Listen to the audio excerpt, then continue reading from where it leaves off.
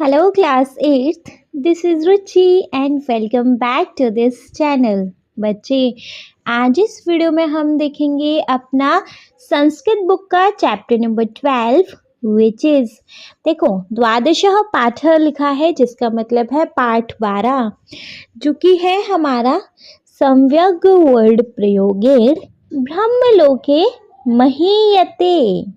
सम्यग् वर्ड प्रयोगेर ब्रह्मलोके महीयते जिसका मतलब है बच्चे देखो ठीक तरीके से वर्डों के प्रयोग करने पर ब्रह्मलोक में वो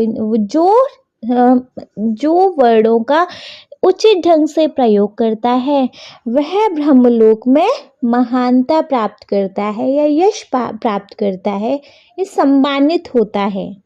ठीक है, जो वर्डों का उचित ढंग से प्रयोग करता है वह पृथ्वी लोक पर सम्मानित होता है। ठीक है, ये है बच्चे हमारा ये चैप्टर।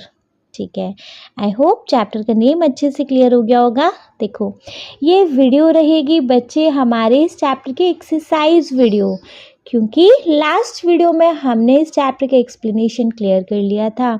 इस वीडियो में देखेंगे हम इस चैप्टर के एक्सरसाइज। अगर एक्सप्लेनेशन रिलेटेड अगर कोई डाउट है बच्चे तो आप लास्ट वीडियो को चेकआउट कर लीजिएगा। ठीक है, चलिए तो एक्सरसाइज को स्टार्ट कर लिया जाए।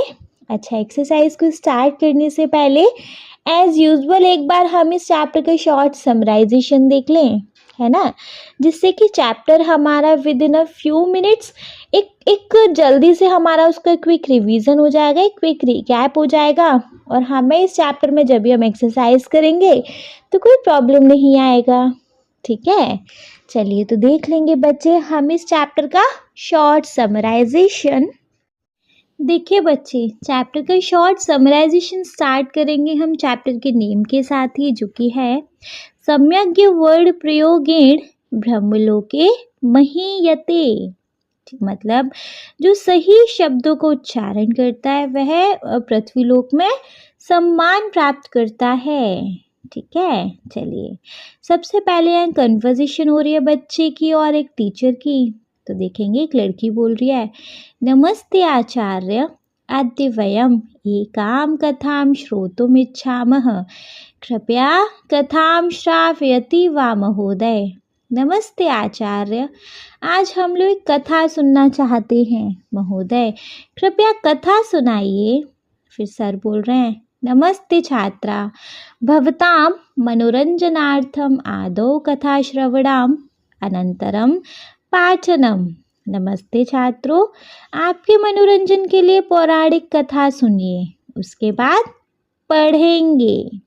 ठीक है, फिर उसके बाद बच्चे यहाँ पौराणिक कथा है वो देखेंगे।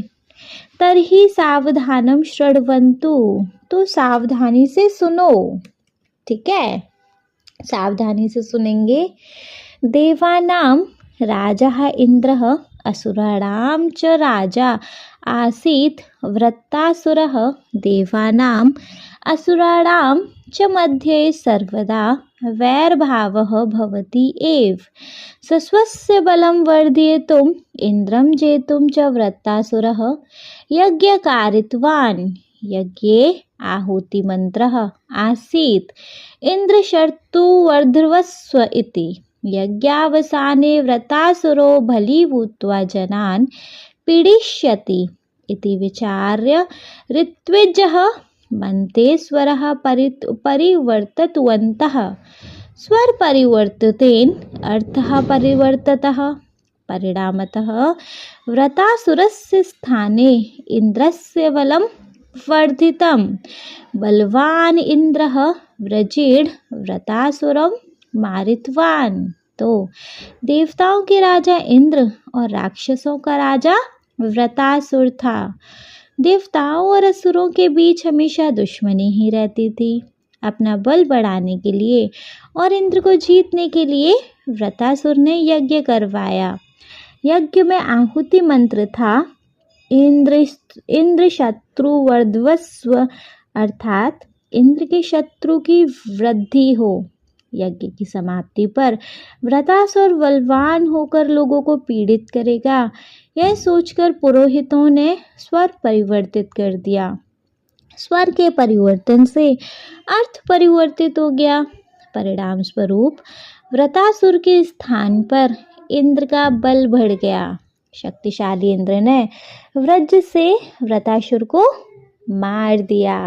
ठीक है, फिर उसके बाद बच्चे यहाँ पर फिर लड़की बोल रही है, बहु सुंदरी कथा महोदय, तर्हि वयमपि पठन काले भाषण काले चिस्पष्टम शुद्धम च उच्चारणम कुर्मः। बहुत अच्छी कहानी है महोदय, तो हमें भी पढ़ने के समय और भाषण के समय स्पष्ट और शुद्ध उच्चारण करने चाहिए। फिर सर बोल रहे हैं, त्वं यथार्थम भाषसे हिमानी शुद्धोच्चारणस्य संदर्भे एव अधुना एतम विषयम पठामः। तुम ठीक बोल रही हो हिमानी, शुद्ध उच्चारण के संदर्भ में ही अभी यह पाठ पढ़ते हैं। ठीक है, चलिए, इसमें पहला श्लोक है, यद्यपि बहुनाधिशे तथापि पठपुत्र व्याकरणम स्वजनः स्वजनो मा भूत सकलम शकलम स्रकत श्रकत, जिसका पदच्छेद है, यद्यपि बहुना अधिशे तथापि पठपुत्र व्याकरणम स्वजनः स्वजनः मा अभूत सकलम शकलम स्रकत श्रकत, जिसका अन्वय है, पुत्र यद्यपि बहुना अधिशे तथापि व्याकरणम पठ येन स्वजनः स्वजनः सकलम शकलम स्रकत श्रकत च मा अभूत। ठीक है, जिसका भावार्थ है, अयि पुत्र यद्यपि भवान वा बहून् विषयान् पठितुं न पारयति तथापि व्याकरणं तु अवश्यं पठतु येन उच्चारण समये स्वजनः इत्यस्य स्थाने स्वजनः इति न भवेत्, एवमेव सकृत् इत्यस्य स्थाने श्रकत् इति सकलम् इत्यस्य स्थाने शकलम् इति दोषपूर्णम् उच्चारणं न भवेत्। अत्र स्वजनः इत्यादीनाम् उदाहरण द्वारा एकस्य वर्णस्य उच्चारणस्य दोषेण कथं समग्र पदस्य अर्थः परिवर्तितः भवति इति दर्शितम्।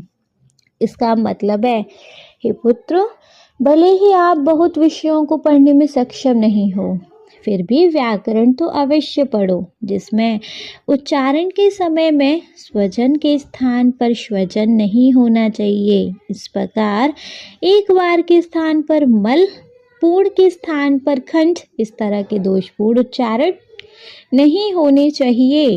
यह स्वजन इत्यादि के उदाहरण से एक वर्ण के उच्चारण के दोष से किस तरह पूरे शब्द का अर्थ बदल जाता है, यही दर्शाया गया है। ठीक है, चलिए सेकंड श्लोक देखेंगे। व्याघ्री तथा हरेत पुत्रान् द्रष्टाभ्यां न च पीड़येत् भीता पतन वेदाभ्याम तद्वंद वर्णात् प्रयोजयेत्, जिसका पदच्छेद है, व्याघ्री तथा हरेत पुत्रान् द्रष्टाभ्याम न च पीड़येत् भीता पतन वेदाभ्याम तद्वंद वर्णात् प्रयोजयेत्, जिसका अन्वय है, तथा पतन वेदाभ्याम भीता व्याघ्री दष्टाभ्याम पुत्रान् हरेत न च पीड़येत् तद्वंद वर्णात् प्रयोजयेत्। मतलब, जैसे बाघिन दांतों के बीच अपने पुत्र को दबा बिना चोट पहुंचाए यहाँ से वहाँ ले जाती है, शब्दों के साथ तुम्हारा व्यवहार वैसा ही कोमल सतर्क होना चाहिए। ठीक है, भावार्थ है, व्याघ्री श्वशुषम दंते नयति तस्याः दंताः अतीव तीक्ष्णाः भवन्ति, अतः सा शिशुं तथा निगृहाति येन शिशुः शतः भवेत्, एवमेव तथा निगृहाति येन शिशुः पतेत्। वर्णानाम् उच्चारणम् अपि तथैव कर्तव्यम्। वर्णोच्चारणम् अति कठोर रूपेण अतिशैलस्येन वना कर्तव्यम्, जिसका मतलब है, बाघिन अपने पुत्रों को दांत से ले जाती है, उसके दांत बहुत तेज होते हैं, अतः वह बच्चे को वैसे नहीं पकड़ती जैसे बच्चे को कोई हानि हो, उसी प्रकार वैसे भी नहीं पकड़ती जैसे बच्चा गिर जाए। वर्णों का उच्चारण भी उसी भांति करना चाहिए।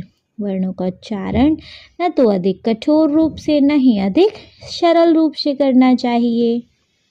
थर्ड है एवं वर्णः प्रयोक्तव्या न व्यक्ता न च पीडितः सम्यग् वर्ण प्रयोगेण ब्रह्मलोके महीयते, जिसका पदच्छेद है एवं वर्णः प्रयोक्तव्यः न अव्यक्तः न च पीडितः सम्यग् वर्ण प्रयोगेण ब्रह्मलोके महीयते, जिसका अन्वय है एवं अव्यक्तः पीडितः च वर्णः न प्रयोक्तव्यः सम्यक् वर्ण प्रयोगेण ब्रह्मलोके महीयते, जिसका अर्थ है इस प्रकार अस्पष्ट और अस्वाभाविक वर्णों का प्रयोग नहीं करना चाहिए।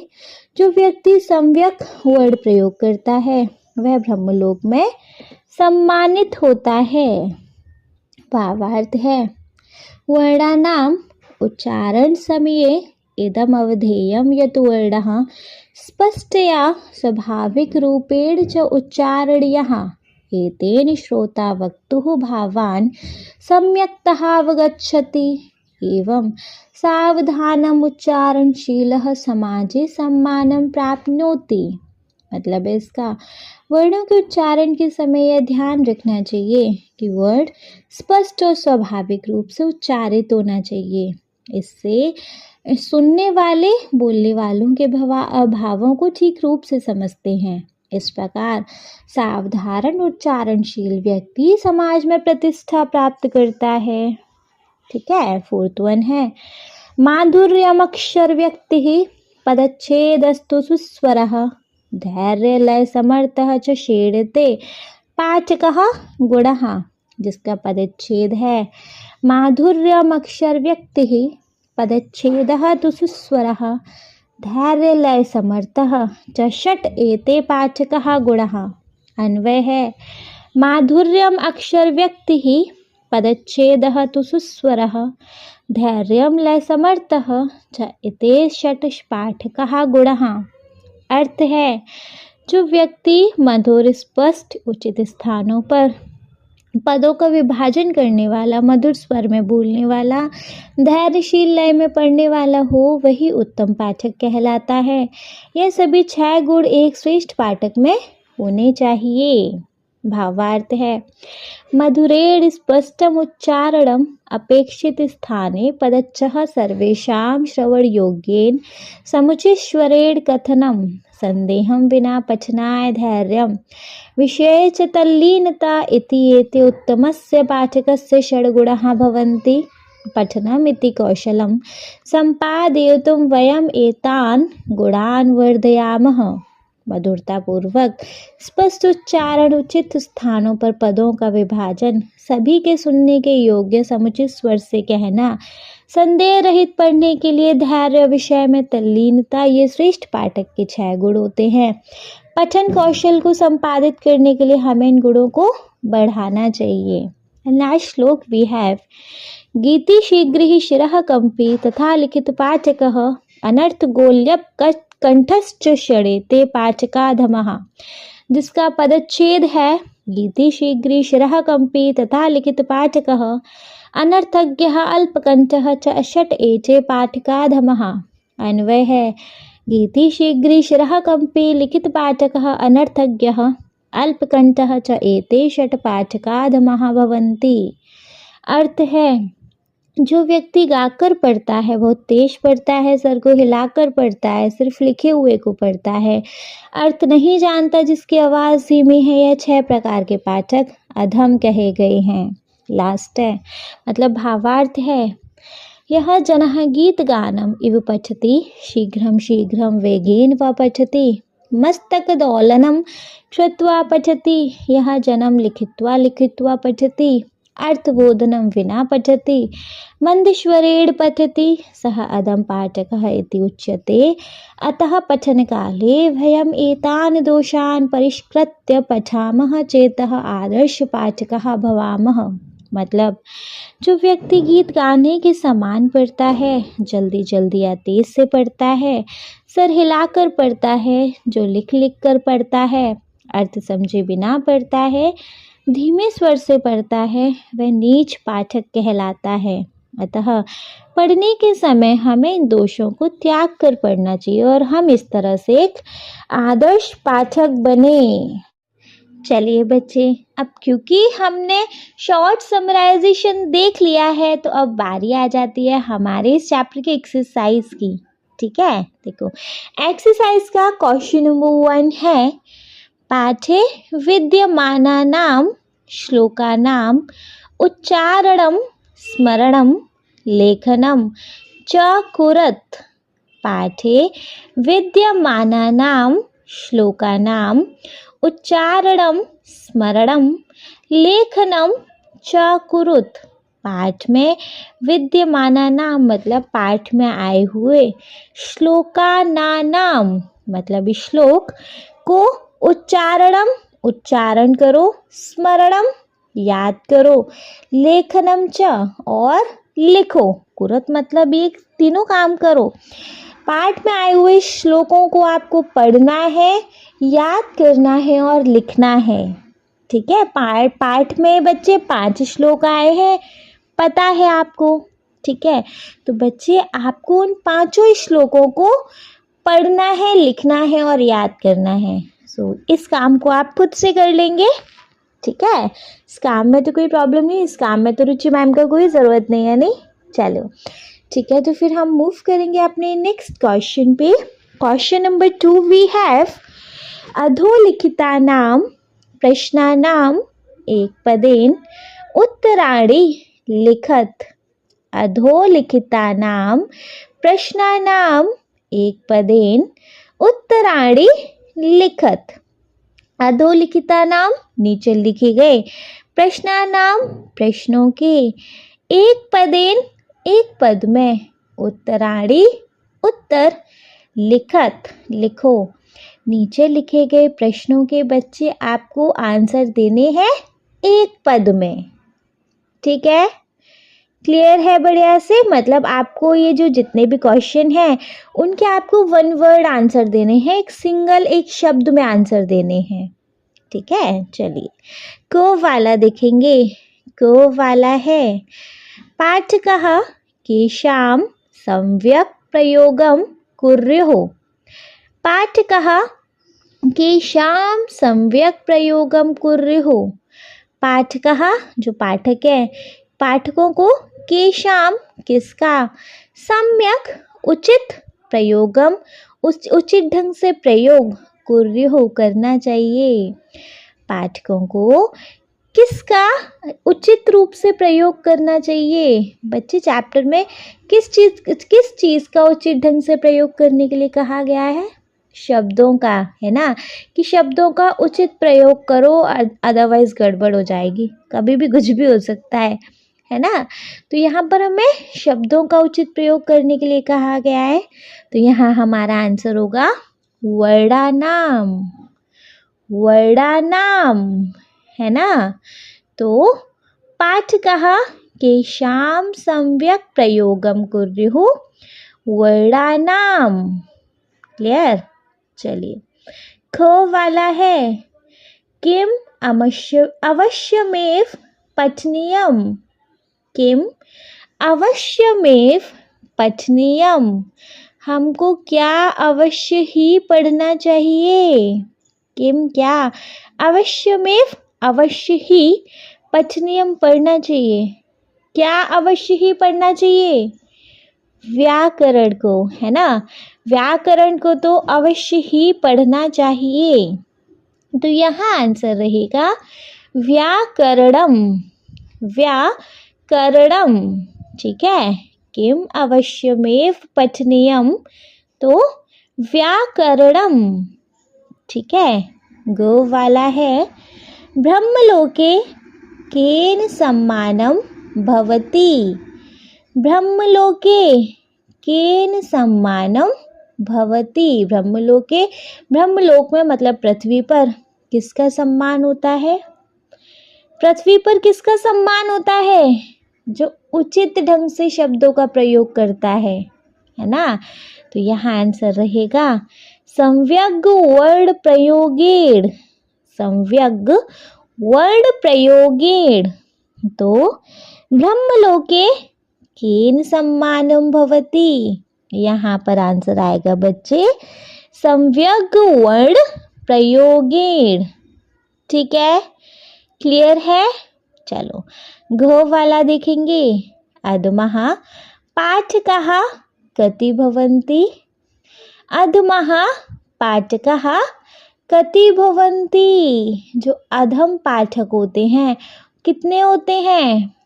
अधम पाठक कितने होते हैं? कितने टाइप के होते हैं, मतलब कितने टाइप के वो जो अधम पाठक होते हैं, नीच पाठक होते हैं, वो कितने टाइप के होते हैं?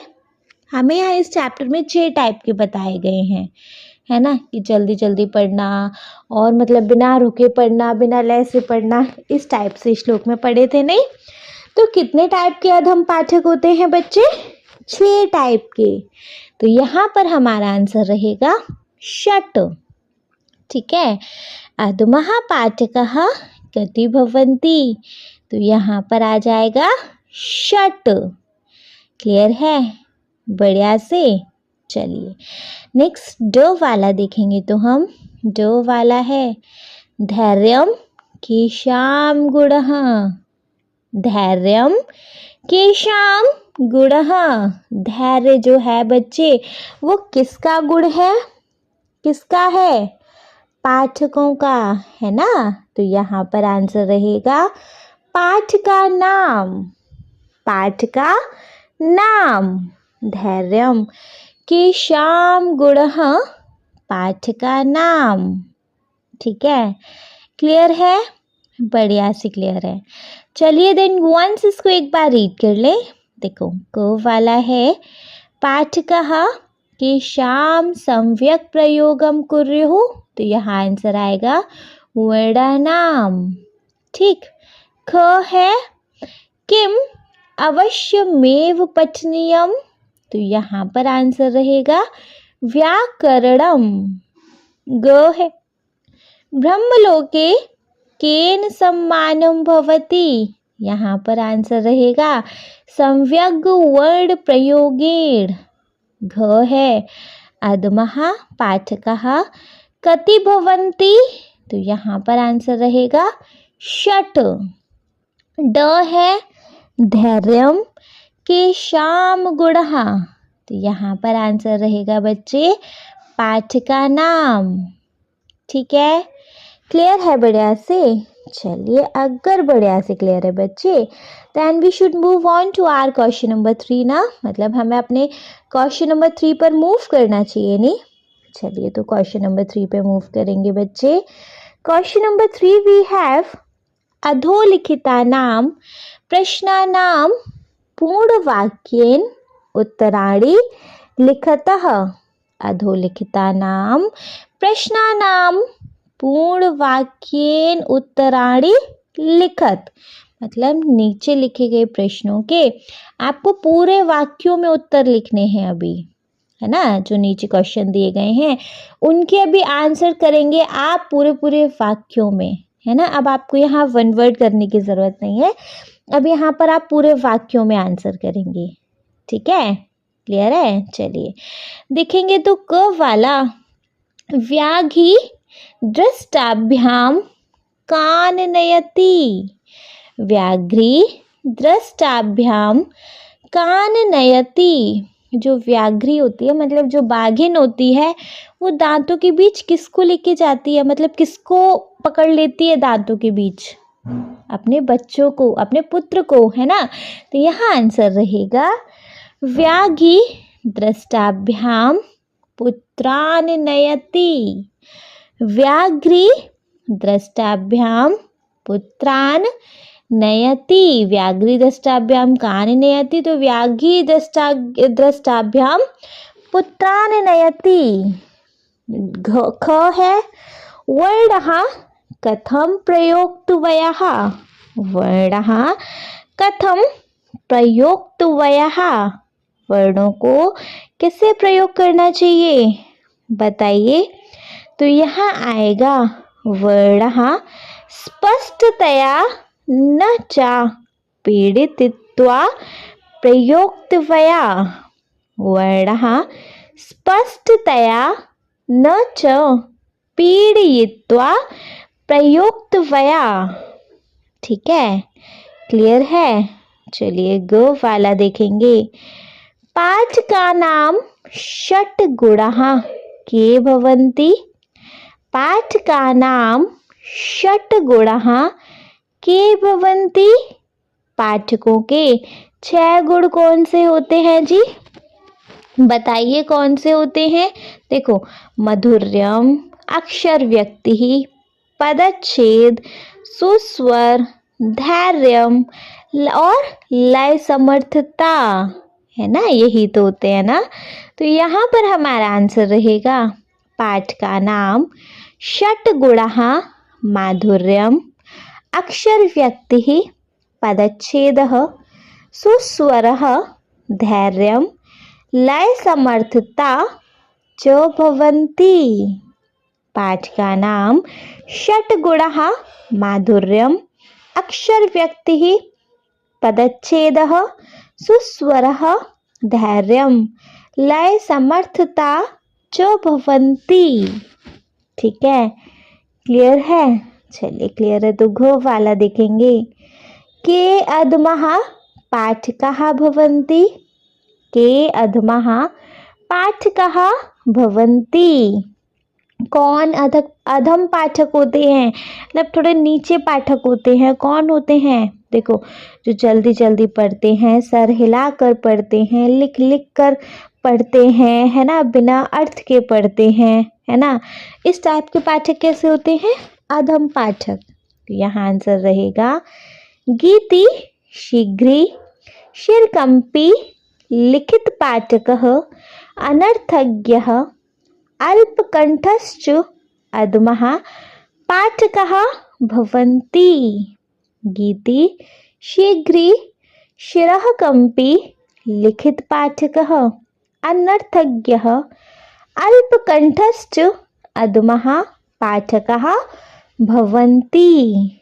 के अधमा पाठकः भवन्ति। तो गीति शीघ्री शिरःकंपी लिखित पाठकः अनर्थज्ञः अल्पकंठश्च अधमः पाठकः भवन्ति। ड है स्वजनः श्वजनः च इत्यनयोः अर्थदृष्टः कः भेदः। स्वजनः और श्वजनः, इनको अर्थ की दृष्टि से देखें तो इनमें क्या भेद है। देखो, स्वजनः का मतलब होता है जी भाई, है ना, और श्वजनः का मतलब क्या होता है? कुत्ता, शुनकः, है ना। तो यहाँ आंसर रहेगा स्वजनः इतस्य अर्थः बान्धवः, श्वजनः इतस्य अर्थः शुनकः अस्ति। स्वजनः इतस्य अर्थः बान्धवः, श्वजनः इतस्य अर्थः शुनकः अस्ति। ठीक, क्लियर, बढ़िया से क्लियर है। चलिए देन च वाला देख लेंगे। सकलम शकलम च इत्यनयोः अर्थदृष्ट्या कः भेदः। सकलम शकलम च इत्यनयोः अर्थदृष्ट्या कः भेदः। सकलम और शकलम में अर्थ की दृष्टि से का क्या भेद है बच्चे, क्या अंतर है? देखो, सकल का मतलब होता है पूरा, संपूर्ण, है ना, और शकल का मतलब क्या होता है? खंड, है ना। तो यहाँ पर आंसर रहेगा सकलम इतस्य अर्थः संपूर्णम, शकलम इतस्य अर्थः खंडः अस्ति। सकलम इतस्य अर्थः संपूर्णम, शकलम इतस्य अर्थः खंडः अस्ति। ठीक है, क्लियर है। चलिए, अगर क्लियर है बच्चे तो वंस इनको एक बार रीड कर लेंगे। देखो क वाला है व्याघ्री दृष्टाभ्याम कान नयति, तो यहाँ पर आंसर आएगा व्याघ्री दृष्टाभ्याम पुत्रान नयति। ख है वर्णः कथम प्रयोक्तव्यः, तो यहाँ पर आंसर रहेगा वर्णः स्पष्टतया न च पीड़ित्वा प्रयोक्तव्यः। ग वाला है पाठ का नाम षट गुणः के भवन्ति, तो यहाँ पर आंसर रहेगा पाठ का नाम षट गुणः माधुर्यम अक्षर व्यक्ति पदच्छेदः सुस्वरः धैर्यम लय समर्थता च भवन्ति। घ है के अधमः पाठकः भवन्ति, तो यहाँ पर आंसर रहेगा बच्चे गीति शीघ्री शिरः कंपी लिखित पाठकः अनर्थज्ञः अल्पकंठश्च अधमः पाठकः भवन्ति। ड है स्वजनः स्वजनः च इत्यनयोः अर्थदृष्ट्या कः भेदः, तो यहाँ पर आंसर रहेगा स्वजनः इतस्य अर्थः बान्धवः, स्वजनः इतस्य अर्थः शुनकः अस्ति। च है सकलं शकलं च इत्यनयोः अर्थदृष्ट्या कः भेदः, तो यहाँ पर आंसर रहेगा सकलम इतस्य अर्थः संपूर्णं शकलम इतस्य अर्थः खंडः अस्ति। ठीक, क्लियर, बढ़िया से क्लियर है बच्चे, है नहीं? चलिए अगर बढ़िया से क्लियर है तो देखेंगे नहीं अपना क्वेश्चन नंबर 4। देखो क्वेश्चन नंबर 4 है अधोलिखितानि लक्षणानि पाठकस्य गुणाः वा दोषा वा इति विभजत। अधोलिखितानि लक्षणानि पाठकस्य गुणाः वा दोषः वा इति विभजत, मतलब क्या करना है आपको, नीचे लिखे गए लक्षणों को पाठकों के गुण या दोष में विभाजित करना है। देखो इस येलो बॉक्स में हमारे लक्षण लिखे गए हैं, जैसे अक्षर व्यक्ति शीघ्र लिखित पाठक लय समर्थम, हमने देख लिए थे अधम पाठक के क्या क्या लक्षण होते हैं और जो अच्छे पाठक होते हैं उनके क्या क्या लक्षण होते हैं। अभी हमने लास्ट क्वेश्चन में भी देखे हैं, है ना, तो उसके बिहाफ पर देखने हैं। जैसे एक एक एग्जाम्पल तो लिखा गया है। अक्षर व्यक्ति ही ये है हमारा गुण, मतलब ये जो अक्षर व्यक्ति पाठकों का गुण होता है तो इसको हम गुण के अंदर डाल देंगे। एंड शीघ्र ऑलरेडी बताया गया है, शीघ्र आता है हमारे दोष में, जल्दी जल्दी पढ़ना, दोष में आता है। ठीक है, नेक्स्ट है लिखित पाठक। लिखित पाठक आ जाएगा बच्चे हमारे दोष में, है ना।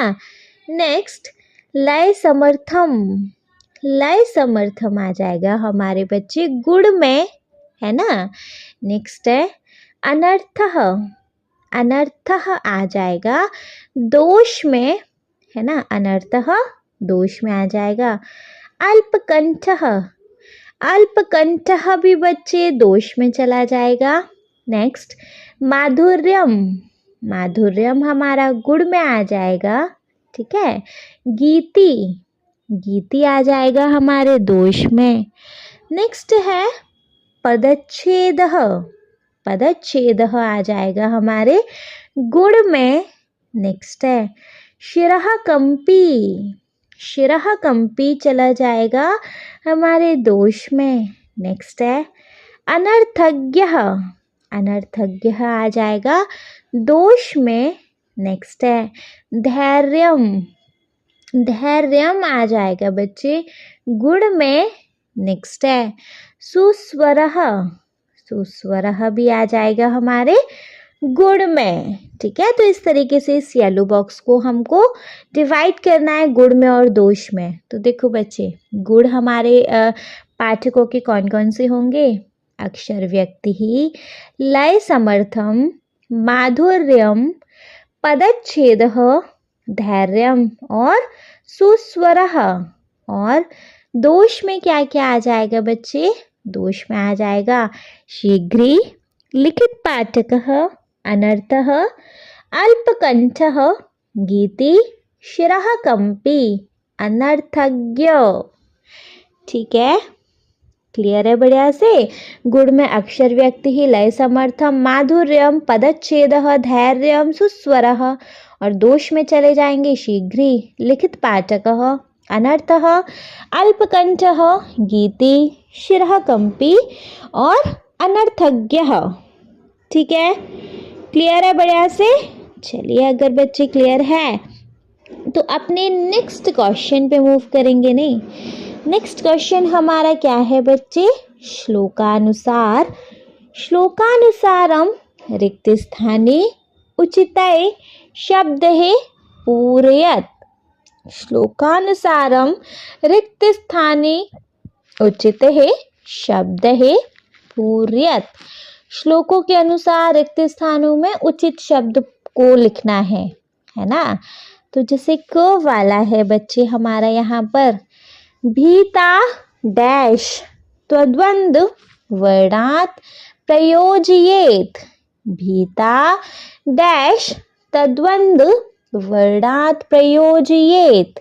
तो यहाँ पर बच्चे इस डैश में क्या आ जाएगा? पतन वेद्याभ्याम, पतन वेदाभ्याम, है ना? तो भीता पतन वेदाभ्याम तद्वंद्व वर्णात् प्रयोजयेत। भीता का भीता पतन वेदाभ्याम तद्वंद्व वर्णात् प्रयोजयेत। ख है डैश लय समर्थम च षेडेते पाठकः गुणः। डैश लय समर्थम च षडेते पाठका गुणः। तो यहाँ पर क्या आ जाएगा? यहाँ आ जाएगा बच्चे माधुर्यमक्षर व्यक्ति ही, माधुर्यमक्षर व्यक्ति ही, पदच्छेदस्तु सुस्वरः धैर्यम। माधुर्यम, माधुर्यमक्षर व्यक्ति ही, पदच्छेदस्तु सुस्वरः धैर्यम, लय समर्थम च षडेते पाठकः गुणः। ठीक है, क्लियर है? गो वाला देखेंगे, गीति शीघ्री डैश तथा लिखित पाठकः। गीति शीघ्री डैश तथा लिखित पाठकः। तो यहाँ पर क्या आ जाएगा? यहाँ आ जाएगा बच्चे इस डैश में शिरः कंपी। इस डैश में क्या आ जाएगा बच्चे? शिरः कंपी। तो गीति शीघ्री शिरः कंपी तथा लिखित पाठकः। ठीक है, घो वाला है एवं वर्णः प्रयुक्तव्या नाव्यक्ता न च डैश। एवं वर्णः प्रयुक्तव्या नाव्यक्ता न च पीड़ितः। ठीक है, ड वाला है स्वजनः डैश माभूत सकलम शकलम स्रकत श्रकत। स्वजनः, तो इसमें क्या आ जाएगा? स्वजनः स्वजनौ माभूत सकलम शकलम स्रकत श्रकत, है ना? क्लियर है? चलिए, अगर क्लियर है तो वंस इसको एक बार रीड करेंगे। देखो, क वाला है भीता डैश त्वद्वंद्व वर्णात् प्रयोजयेत। तो यहाँ हो जाएगा भीता पतन वेदाभ्याम त्वद्वंद्व वर्णात् प्रयोजयेत। ख है डैश लय समर्थम च षडेते पाठका गुणः। तो यहाँ हो जाएगा बच्चे माधुर्यमक्षर व्यक्ति ही, पदच्छेदस्तु सुस्वरः धैर्यम, लय समर्थम च षडेते पाठका गुणा। ग है गीति शीघ्री डैश तथा लिखित पाठकः। तो यहाँ हो जाएगा गीति शीघ्री शिरः कंपी तथा लिखित पाठकः। घ है एवं वर्णः प्रयुक्तव्या नाव्यक्ता न च डैश। तो यहाँ पर आ जाएगा एवं वर्णः प्रयुक्तव्या नाव्यक्ता न च पीड़ितः। ड है स्वजनः डैश मा भूत सकलम शकलम स्रकत श्रकत। तो यहाँ पर आ जाएगा स्वजनः स्वजनौ मा भूत सकलम शकलम स्रकत श्रकत। ठीक है, क्लियर है। चलिए देन नेक्स्ट क्वेश्चन पे मूव कर लेंगे। नेक्स्ट क्वेश्चन है बच्चे क्वेश्चन नंबर 6। अधोलिखितानि वाक्यानि सत्यम व असत्यम वा इति लिखतः। अधोलिखितानि वाक्यानि सत्यम व असत्यम वा इति लिखतः। क्या करना है बच्चे इसमें? देखो यहाँ पर बच्चे हमें मतलब ये एग्जाम्पल दिया हुआ है हमें ऑलरेडी। जो वाक्य सही है उसके सामने सत्यम, जो वाक्य गलत है उसके सामने बच्चे असत्यम लिखना है। ठीक है, जिससे कि हमें एक एग्जाम्पल दिया है पदच्छेदः पाठकानां गुणः अस्ति। पदच्छेदः पाठकानां गुणः अस्ति। तो ये वाक्य सत्य है या असत्य? बताइए, ये वाक्य सत्यम या सत्यम पर लिखना है। जैसे क वाला है गान सहित पठनम पाठकानां दोषः भवति। गान सहित पठनम पाठकानां दोषः भवति। तो यहाँ पर आ जाएगा जी सत्यम। ख है माधुर्यम नाम अक्षराणाम उच्चारणे स्पष्टता अस्ति। तो यहाँ पर आ जाएगा असत्यम। ठीक है, माधुर्यम नाम अक्षराणाम उच्चारणे स्पष्टता अस्ति। तो यहाँ आ जाएगा असत्यम। नेक्स्ट है स्रकत नाम एक वारम इति अर्थः अस्ति। स्रकत नाम एक वारम इति अर्थः अस्ति। तो यहाँ आ जाएगा असत्यम। घ है अव्यक्तः वर्णः प्रयुक्तव्यः भवन्ति। अव्यक्तः वर्णः प्रयुक्तव्यः भवन्ति। तो यहाँ आ जाएगा बच्चे असत्यम। नेक्स्ट ड है व्याघ्री तथा यथा पुत्रान् हरति तथा वर्णान् प्रयोजयेत्। व्याघ्री तथा पुत्रान् हरति तथा वर्णान् प्रयोजयेत्। तो यहाँ पर आ जाएगा बच्चे सत्यम। ठीक है, क्लियर है। बस तो बच्चे इसके साथ हो गया हमारे इस चैप्टर का दी एंड। ये चैप्टर हमारा कंप्लीट हो गया है। आई होप जी ये चैप्टर आपको बहुत अच्छे से क्लियर हो गया होगा। स्टिल अगर कोई डाउट है तो फिर कमेंट बॉक्स है ही हमारा, आप कमेंट बॉक्स में कमेंट करके पूछ लीजिएगा। और अगर कोई डाउट नहीं है तो आप इस वीडियो को एक लाइक करेंगे, चैनल को सब्सक्राइब तो ज़रूर ही करेंगे और आपके जिन फ्रेंड्स के लिए ये वीडियो हेल्पफुल रहेगा उनको इस वीडियो को उठा के शेयर कर देंगे आप। Okay, thank you so much.